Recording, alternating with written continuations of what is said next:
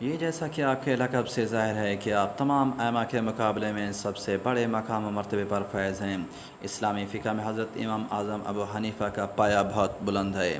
آپ کا اصل نام نعمان بن ثابت بن زوطا رضی اللہ عنہ ہے۔ آپ 80 ہجری مطابق 699 میں کوفہ میں پیدا ہوئے۔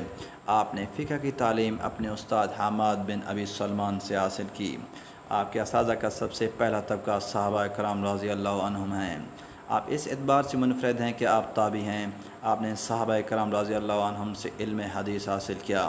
آپ کے علاوہ امام مالک سمیت ائمہ حدیث اور ائمہ فقہ میں کوئی امام بھی تابعی نہیں۔ آپ نے صحابہ کرام رضی اللہ عنہم کی براہ راست زیارت کی اور ان سے احادیث نبوی کا سماع کیا۔ امام اعظم نے علم حدیث کے حصول کے لیے 3 مقامات کا بطور خاص سفر کیا۔ آپ نے علم حدیث سب سے پہلے کوفہ میں حاصل کیا، کیونکہ آپ کوفہ کے رہنے والے تھے اور کوفہ علم حدیث کا بہت بڑا مرکز تھا۔ گویا آپ علم حدیث کے گھر میں پیدا ہوئے، وہیں پڑھا۔ کوفہ کے سب سے بڑے علم کے وارث امام اعظم خود بنے۔ دوسرا مقام حرمین شریفین کا تھا، جہاں سے آپ نے احادیث اخذ کیں، اور تیسرا مقام بصرہ تھا۔ امام ابو حنیفہ نے تقریباً 4000 اساتذہ سے علم حاصل کیا۔ صحیح بخاری کے مؤلف امام محمد بن اسماعیل بخاری اور دیگر بڑے محدثین کرام آپ کے شاگردوں کے شاگرد تھے۔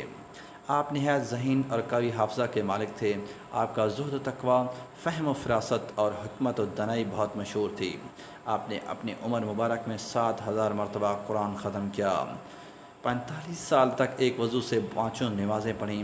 رات کے 2 نفلوں میں پورا قرآن حکیم ختم کرنے والے امام اعظم ابو حنیفہ دن کو علم پھیلاتے اور رات کو عبادت کرتے۔